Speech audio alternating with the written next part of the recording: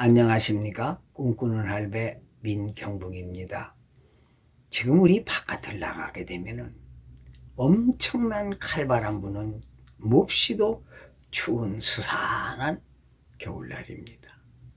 이런 겨울날이 되면 무엇이 떠오르느냐? 인생의 전환점에 있는 우리 은퇴자들이 생각이 납니다. 그 중에서도요, 이 칼바람을 피하지 못해가지고 자기 목숨을 스스로 끊는 이러한 자살 노인들을 생각할 때 뭔가 마음이 짠해집니다. 그 사람들이라고 그 칼바람을 이기고 싶지 않았겠습니까? 그러면 왜 그런 일이 일어났을까? 생각해 보면서 은퇴 생활을 그야말로 성공적으로 잘 이제 하기 위해서는 어떻게 해야 될까? 이 생각을 안 할 수가 없습니다. 저도 그 중에 한 사람이 아니겠습니까? 지금 은퇴 생활을 8년을 해오고 있는데, 그러면 너는 지금 잘하고 있느냐? 앞으로의 이제 은퇴 생활도 이제 수십 년이라고 하는 그러한 여행길을 가야 되는데 과연 너는 잘 준비하고 있나? 이런 생각을 하게 됩니다. 우리가 인생의 후반전에 들어서 전반전에 그 살았던 것을 잘 이어받아서 후반전까지도 잘 가면 얼마나 좋겠습니까? 그러나 후반전은 전반전에 살았던 그 모든 것을 다 털어버리고, 여기 지금 책자에도 보면은 벌거벗을 용기라고 그랬습니다. 우리가 그동안에 가지고 있던 모든 것을 다 털어버리고 새로운 마음과 새로운 정신으로 우리는 이제 은퇴 그러한 길을 가야 됩니다. 이러한 때에 이제 우리에게 좋은 그 지침서가 하나 나왔습니다. 가이드북 같은 것이 나왔습니다.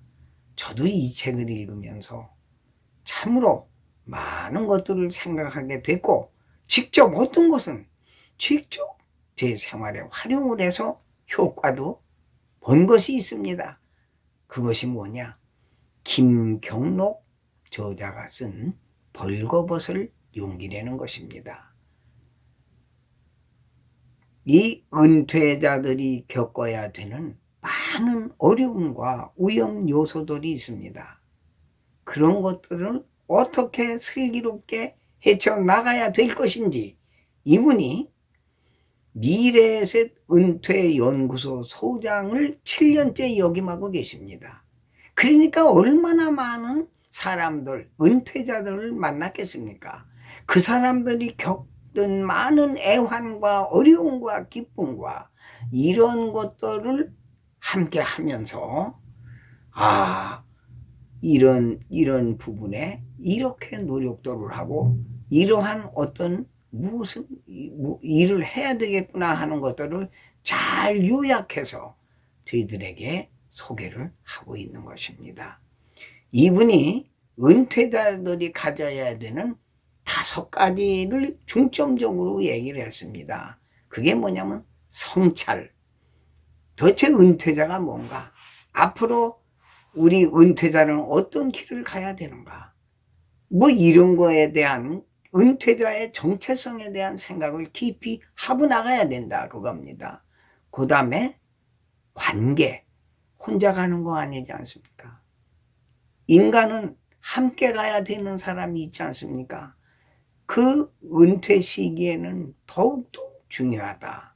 이 관계에 관한 얘기. 그 다음에 3번째는 건강에 관한 얘기지요. 아무리 뭐 하더라도 우리가 건강해야, 그래야 그 모든 것을 얻을 수가 있는 거지요. 그 다음에 자산에 관한 문제, 그 다음에는 일에 관한 문제.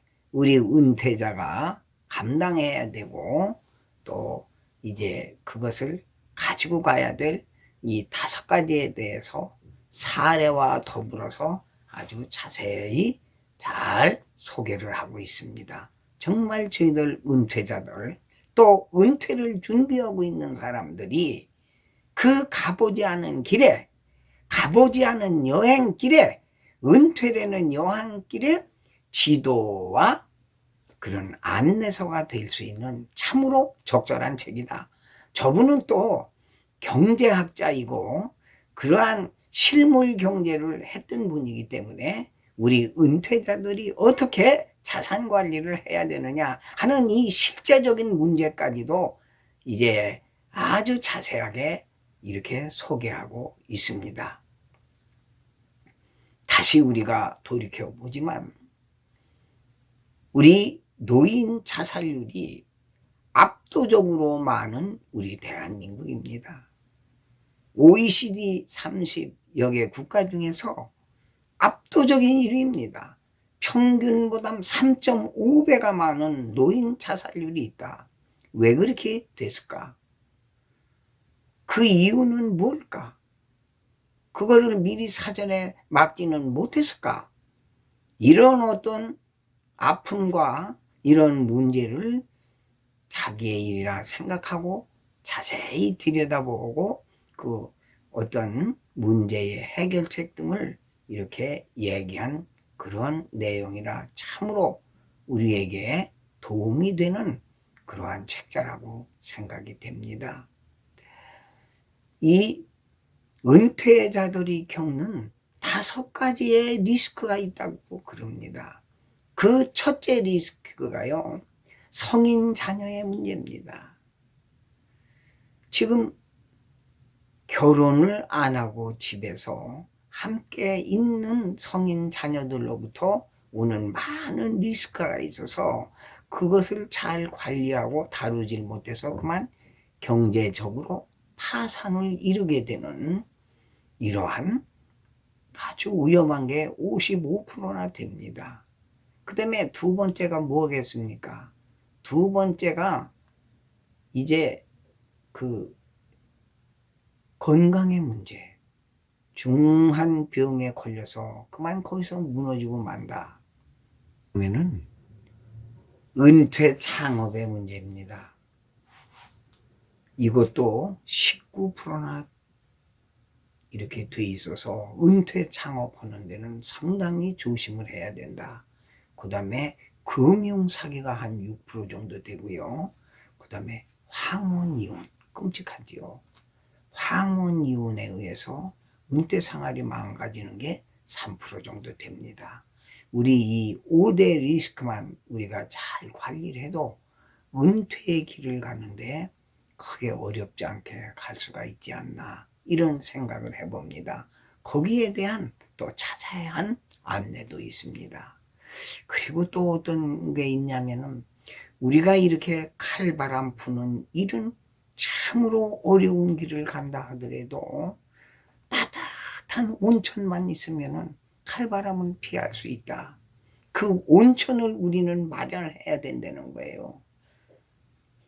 칼바람은 누구나 맞을 수 있고 비바람은 누구나 맞을 수 있지만 그때 과연 나는 나만의 따뜻한 온천이 있느냐 없느냐, 이것이 그 사람이 그것을 피해 가느냐 거기서 무너지느냐 하는 관건이 된다는 겁니다.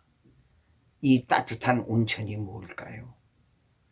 자기가 아무리 외롭고 쓸쓸하고 어렵더라도 거기에만 가면 뭔가 마음의 안식을 얻을 수 있는 이런 종교적인 거, 또는 어떠한 그 자기가 그야말로 사랑하는 어떤 애완 그런 동물이라든지, 또는 어떤 자기의 취미라든지 거기만 들어가면 아무리 답답하고 어렵더라도 뭔가 자기 몸을, 이 차지차게 식은 자기 몸을 따뜻하게 데울 수 있는 그런 것을 꼭 마련하고 준비를 하려는 거랍니다. 그게 하루아침에 되는 게 아니기 때문에 은퇴를 준비하는 사람들이나 또 은퇴를 앞두고 있는 분들은 반드시 따뜻한 온천을 마련해야 된다 하는 이런 얘기, 그게 참 마음에 와 닿습니다. 그리고 지금 그 무엇보다도 이제 그분이 쓴 모든 안내가 될 수 있는 이런 내용이 많아서 이걸 제가 한 시간에 다 할 수는 없고, 이제 시간 나면 그 한 가지 한 가지씩 한번 다뤄보고자 하는 생각이 있습니다. 그런데 마지막에 이분이 멋지게 이제 그 글을 끝내고 있는데요. 이제 우리는 한 번뿐인 인생인데 그야말로 이제 모든 것을 내려놓은 상황에서, 벗어놓은 상황에서 우리는 자유롭다 이겁니다. 이 자유로울 때 진정 내가 이 땅에 올 때 타고난 정말 하고 싶은 일, 잘할 수 있는 일을 우리가 한번 해봄으로 해서 그것을 만개하는, 불가에서는 화엄이라고 그러죠. 이 세상은 꽃이 활짝 핀 곳이다. 우리의 꽃을 활짝 피는, 만개하는 아름다운 인생을 살고자 하는 것이 우리 은퇴자들의 꿈이 아닌가, 이런 생각을 해봅니다. 오늘 제가 은퇴 생활하는 사람들이 어떻게 해야 행복하게 살고 보람있게 살 수 있겠나 하는 것을 김경록 씨가 쓴 벌거벗은 용기라는 책을 통해서 함께 생각해 보았습니다. 여러분, 지금은 칼바람뿐이 아니라 코로나라고 하는 무서운 바람도 있습니다. 이것들을 우리가 슬기롭게 잘 극복해서 돌아오는 봄에는 우리의 모든 것을 활짝 피울 수 있는 이러한 좋은 계절을 맞이하시기 바랍니다. 감사합니다. 건강하십시오.